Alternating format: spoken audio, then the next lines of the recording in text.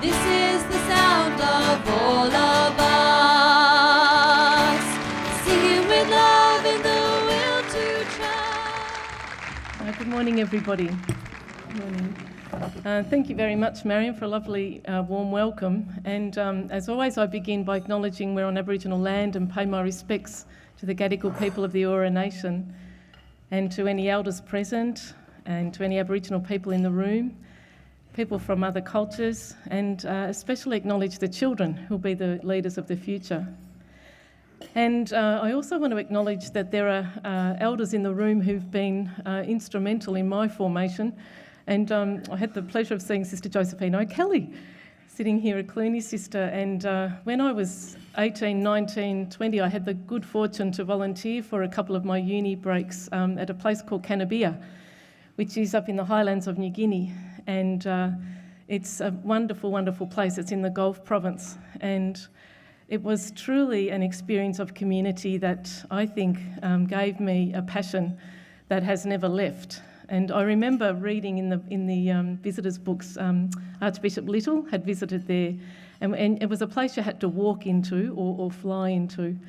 And my family, the only way, my family's very down to earth, and my father kept saying, "Oh, she's at a place called Canabia, Foster's. Just think of Foster's." And so it was Canabia literally. And the joke was, here I was a little inexperienced social work student, and the first night I arrived, I was asked to help Sister Gwen in the hospital and deliver these babies. And, I knew nothing, but I did know when I met love. And the community up there was one of incredible love. So I'm always grateful for that very formative experience. I felt a bit nervous, actually, as I was preparing after speaking to Peter, who's one of the organisers, and he talked about this morning's address needing to be inspirational. Well, that's always a bit of pressure. And to think about leadership in the church today, and particularly women in leadership. And all I could think about was there are so many more people more experienced and more polished than I am in that space, and I do want to acknowledge the scholarship of others. So I did some reading to prepare, and I asked around, and so I think we live in a time of extraordinary, a convergence of extraordinary events, and it's one where we need to hold our nerve as a Catholic Church and to really draw deeply from the gospel values and to keep the heart of those very pure gospel messages at everything we do. And for me, that's really the only thing that makes sense. And in leadership, it can often feel like we're between a rock and a hard place. It's often a painful journey, and it can be a lonely journey. So the first thing, I think, is to form community, to form a sense of connectedness with others. And I've been at MacKillop Family Services now. We're a national agency, but primarily running programs in Victoria, where MacKillop began 22 years ago on the back of 150 years, where the Sisters of St Joseph and the Mercy Sisters and the Christian Brothers had set up different services and orphanages for vulnerable children and families. And that work 22 years ago, the incredibly enlightened leaders actually said, look, we need to band together, we're stronger together, and formed MacKillop Family Services as a not-for-profit company. And the members own the company, the three congregations, and I'm the third CEO, so absolutely stand on the shoulders of all those people that went before. And we have a time, I think, where we're called to really review practice in all sorts of ways. So every single state in Australia in the social work and child welfare area, which is where I've worked all these years, is undergoing enormous reform, where people are having a good hard look at ourselves, saying we can't sustain the number of children coming into care. In the last decade, it's grown 82%. And Aboriginal children particularly are 10 times overrepresented. So we have a huge crisis. I don't know anybody that would disagree with that. And it's happened on our watch, those of us who are passionate about children and empowerment and the rights of families. And we have to think differently about about how we set the policy and how we advocate for government to fund programs. So when I went for the interview at MacKillop, it was very much about saying, I think we need to recalibrate in terms of looking at, can we work more in that preventative field? Can we actually work in earlier with families to prevent kids coming into care? And that's been my passion. And we've grown, we've almost doubled in the last 2-3 years. So we have about 1,500 staff now in the 3 states of Victoria, Western Australia and New South Wales. And primarily that's been through competing for tenders, as you have to do with state government, and then developing innovative ways to prevent harm to children and to work with families constructively. So I'm passionate as a leader around investing in people and in the carers. We have about 800 foster carers on any one night caring for children. And we have about 120, sometimes 130 young people who are incredibly traumatised young people who are in residential care. And if my hair wasn't curly to start with, it would be by now, let me tell you, because these kids will actually, some people think, oh, they're locked up. Well, they're not, and so the power of love, it's the power of relationship that really engages them in experiencing adults differently. Many of them have come from a war zone, basically. One young woman we're caring for has had 57 placements. 57. How is that young woman not psychotic? And I asked her that. I said, how are you so together? She's we've got a farm down in Warrnambool called Mapunga, and we have horses and animals, and I'm forever running around making sure we've done the compliance so we can keep doing this beautiful creative work. And because, if you're running an agency, it's, as you know, it's not just about the passion for good practice, it's all the compliance and the regulatory overlay that we have to embrace, because it is all about safety. But I asked her, what's made you keep going? And I said, it's fantastic, you've got a part-time job. And she said, Robyn, I've got 2. I've got plans, she said, for my life. So I asked her, what kept you going throughout this time of 57 placements that folded, failed, if you like, broken placements. And what she said was that it was the respite carers. So thank God she'd actually had a couple who had provided every second or third weekend respite care, so foster carers that would support the main placement she was in. And that provided the stability. And plus she was able to go to the same school for the last 4 years, and that made an incredible difference. So she is going to school every day. She's 16 now. So the power of the work that our carers are doing on the ground, and if we talk about leadership, I always say our carers, adults putting kids to bed at night, are the most important leaders. I was asked the other day, where is the church? And I said, the church is where our carers are breaking bread at night, sitting at the table with kids who've never sat at a table in their life, to share a meal, to actually begin to build those bonds of trust, and to believe that life can actually be joyful or can be different from what they've known. We've been doing deep dive reviews, and the experience of these kids before they come into care is just horrific. The family violence, sexual, physical abuse and chronic neglect that most of them have experienced would make you weep. But these kids have spunk, and they love to dance and they love to sing and they do love to get up to mischief. And what we cultivate is that spirit of deep compassion and what we call trauma-informed practice. And I'll show you a little video in a minute about that in action, because it does make a difference when you can translate the theory and the research that we all know now the evidence is in, from the trauma field and the brain development field and the brain science field around the impact of harm and early deprivation on children and how that impacts on their behaviour and their whole development, actually. And many would say the real train wreck for kids who've been abused happens in their 30s. So we have extraordinary research now. The ACES study, Folletti et al., they documented the number of adverse childhood events, the ACES study it's called, and correlated it then with every other adult problem, including physical, mental health, connection with corrections and criminal stuff, you name it, across the board. If there's been a the greater number of these adverse events, the more severe the harm in adult life. So I am absolutely passionate as a church and as an agency and as adults how we systemically and how governments fund and how we can advocate for a more just society. So when the call came to go to MacKillop, for me, stepping into that leadership was not expected. It wasn't on the life plan.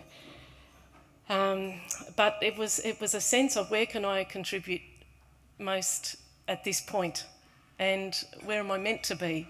And it felt right, but primarily because of the values and the ethos and that deep sense of connectedness around the rights of children and young families to a good life.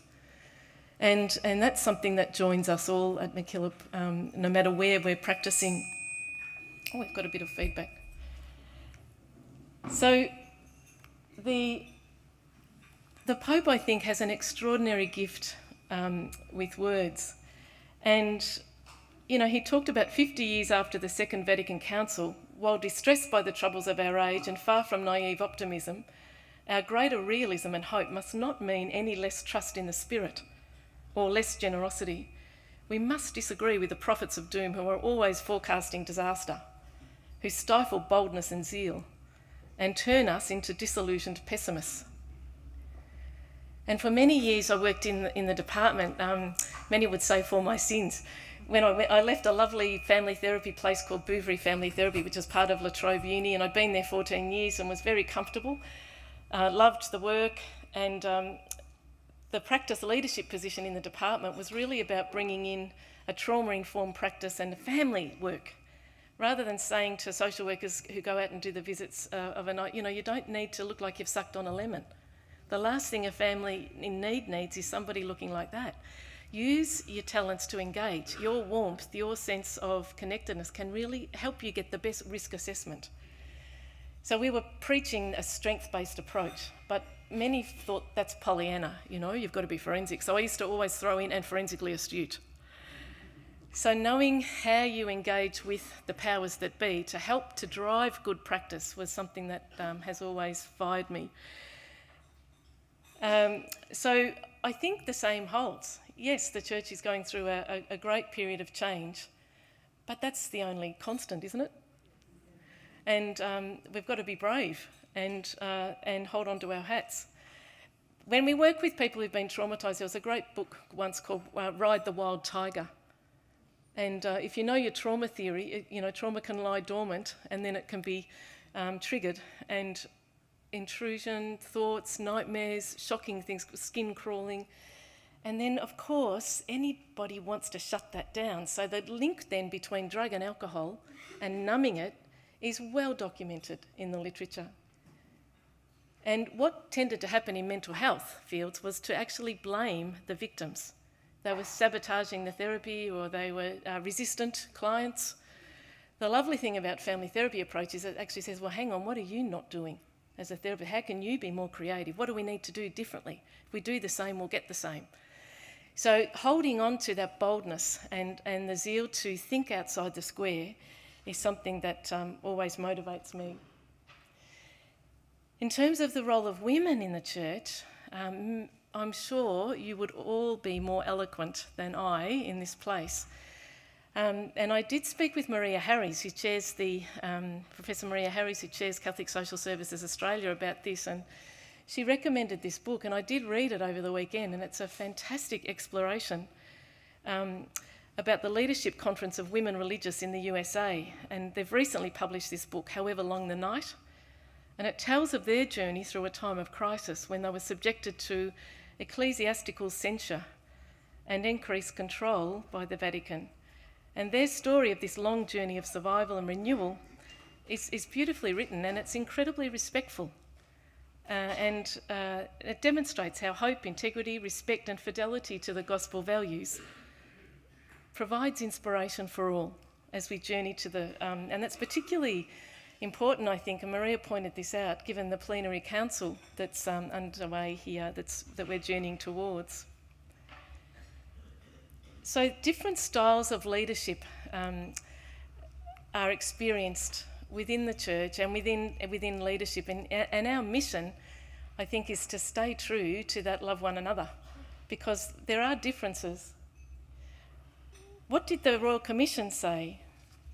The Royal Commission, again, a huge focus of change in the church, recommended that in accordance with contemporary standards of good governance, we encourage the Catholic Church to be more accountable, transparent, consultative and participatory.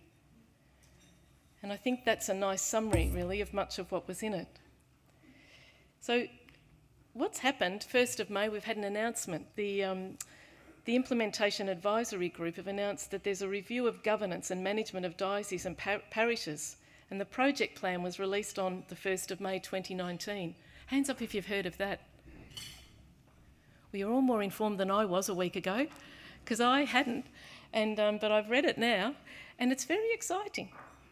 There's a real sense of renewal and a sense of what we'd call in the professional space critical reflection. Thinking, how do we improve? How do we understand what are our strengths and where do we need to grow? What are our challenges? So it was announced on May the 1st. It will be overseen by the Implementation Advisory Group. The review chair is Neville Owen, the former chair of Truth, Justice and Healing, and he was a WA Chief Justice. It has 6 members, including 3 women, and the report's due by the 31st of March 2020. So I think that's a very important step. I've been passionate about being part of the solution rather than just critiquing. And in that spirit, I accepted an offer to be part of the CPSL, Catholic Professional Standards Board. And that's really about taking what we know and what we've learnt and supporting parishes and Catholic organisations to really be able to be truly accountable in terms of child-safe practice. So, as Sister Monica Kavanagh, who's a beautiful woman, I think, the Royal Commission uncovered some practices that could have exacerbated the abuse of children and hampered the response to that tragic reality. And this is very painful. The establishment of this panel is another step in our serious response to the Royal Commission and will help establish a way forward for the Church into the future. So again, for me, this is a sign of hope. Robert Fitzgerald amongst us this morning has long inspired me, and it was a great privilege to work with him at the Royal Commission. And part of being brave as a leader, MacKillop hadn't had a conference, but I kept saying, we're 21 years old, this was last year, we need to have a public statement. And if you all know the importance of leadership and culture in publicly stating we are a child-safe organisation and those standards really mean something, and we're endeavouring to walk that talk every day. But if in 10 years' time you have every policy and procedure in place and you meet every mandatory standard, this is Robert Fitzgerald speaking, but you do not have a genuine culture of safety, then you will fail. What we have seen over the decades is that bad culture breeds bad conduct. So how do we establish that culture that is truly compassionate and truly walking the talk? Because it's easy well, not really, it's not easy to get the policies in place and procedures, that's not easy. But, that's easier than actually having the right people with the right supervision and the right day-to-day practice, that hand on heart we can say this is what we're standing for. But one thing that we're passionate about at MacKillop is the way we've trained our staff. And I've just got a little video to show you, because part of what we're doing is saying the kids who are excluded and marginalised from school, mainstream school, are often without hope, and so are their families, and they're younger and younger. So we're running 2 schools in Victoria and probably 2 more next year. And we also teach mainstream schools about how to engage kids who've been traumatised and who are really problematic in terms of their behaviours in the classroom. So you'll see, I'll let the people speak for themselves.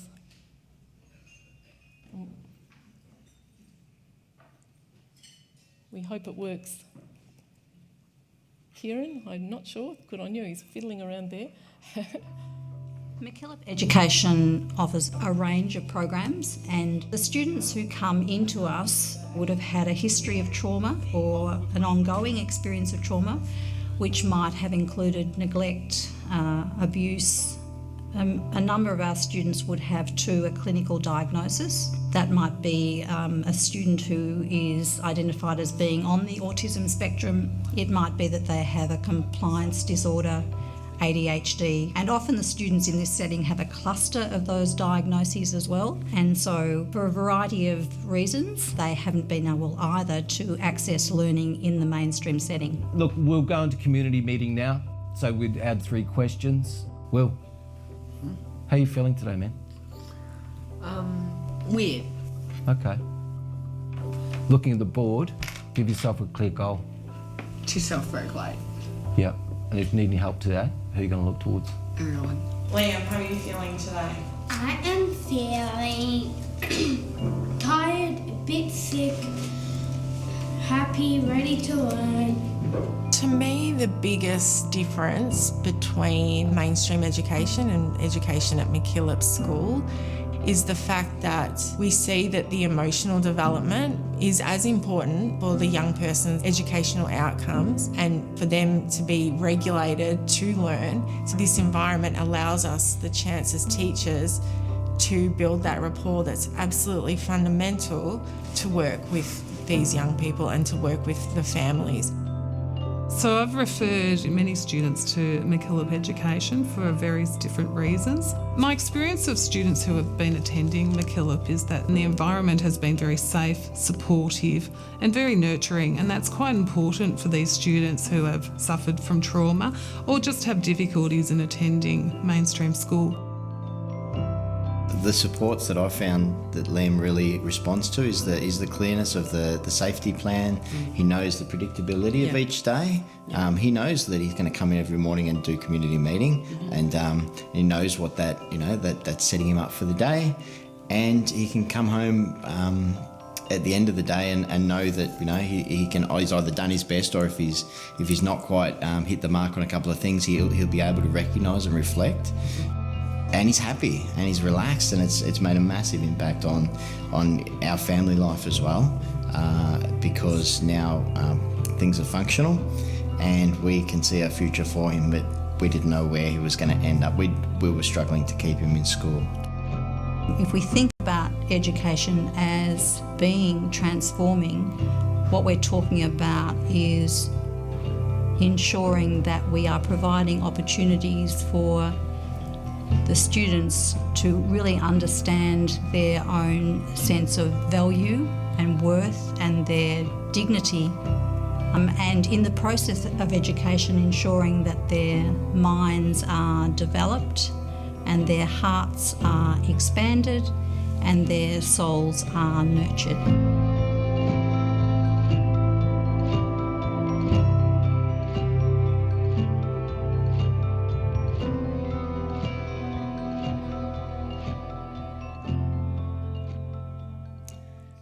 That was Anne Henderson, who's the principal of the school, fantastic woman.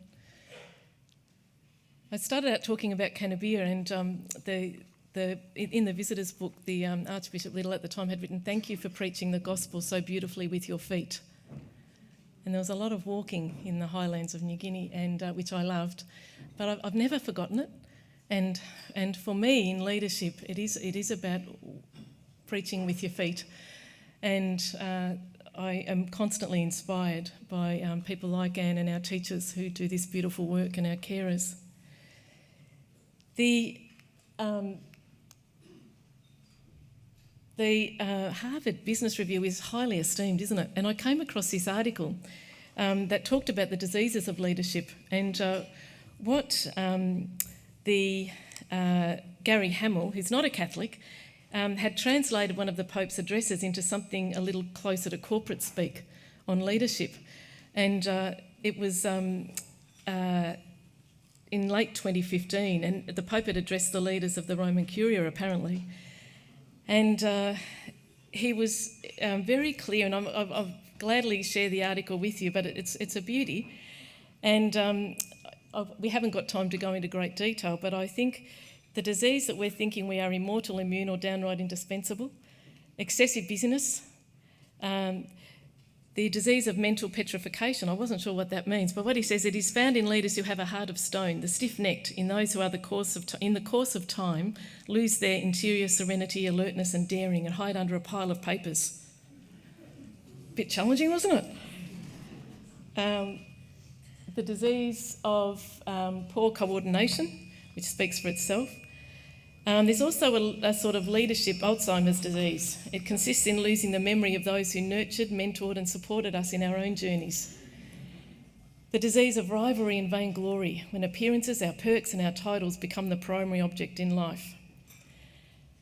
The disease of existential schizophrenia. This is the disease of those who live a double life.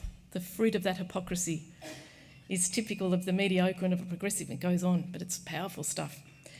The disease of gossiping, grumbling and backbiting. None of us have ever done that, have we? This is a grave illness that begins simply, perhaps even in small talk, and takes over a person. The disease of idolising superiors. I thought, that's really insightful. Do not become sycophantic. So I love people who push back, and I often say, and usually the people who have the less kudos in the meeting have the most insight. Can't tell you how many high-powered meetings I've been at with the head honcho psychiatrists and the head of the hospital, and then it's a poor little childcare worker who actually knew most about the child and the family. The disease of indifference to others, the disease of a downcast face. The disease of hoarding, the disease of closed circles, where belonging to a clique becomes more powerful than our shared identity. As it says in the Bible, every kingdom divided against itself is laid waste. Lastly, the disease of extravagance and self-exhibition. And if we had more time, I'd go into what I discovered in one slide. You know, years and years of work doing a PhD came down to that. What made the difference in leading reform? This was in Victoria in child and family welfare, but it was really that commitment. And that's what we often forget. I dubbed it the 7 C's. Commitment, having a collaborative leadership, sharing it. Critical reflection, having a good hard look at ourselves. What can I do differently? Congruence, meaning what we say. Coherence. And the sanctuary model, when you saw this video on the school, it talked about sanctuary. That is that trauma-informed overarching model that we have at MacKillop.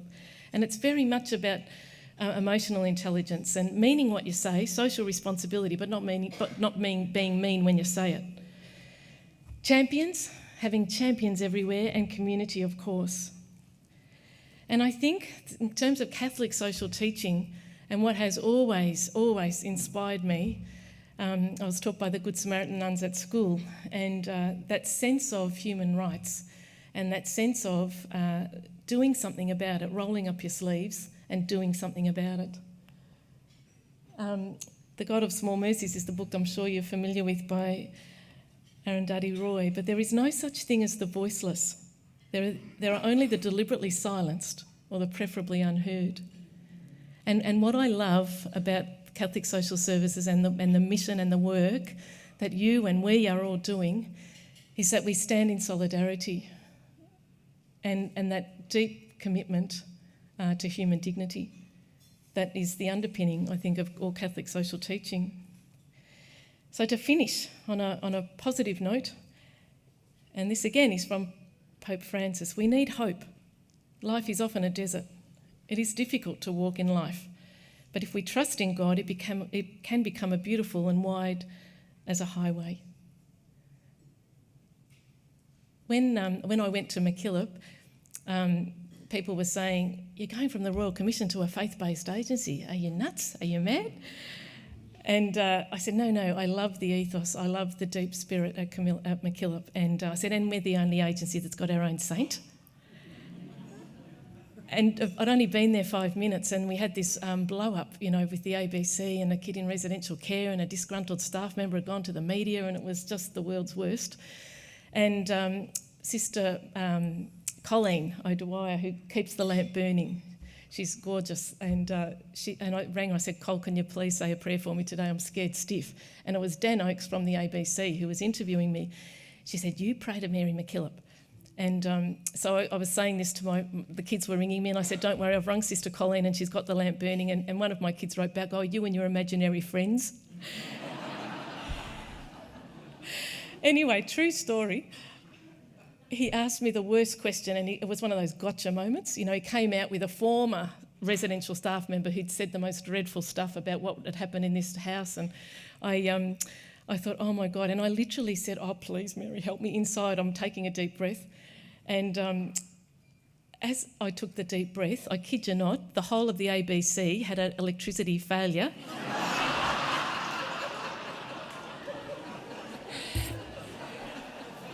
True story. And there were witnesses because our media was there, and it happened not once, it happened twice. And both times, because I was so gracious and, you know, saying, no, don't worry, they were so apologetic, because it gave me time to think and prepare my answer, of course. And so Dan Oakes was, you know, kind to me, and I then became more articulate. And so there you go, the power of prayer. Thank you very much for having me.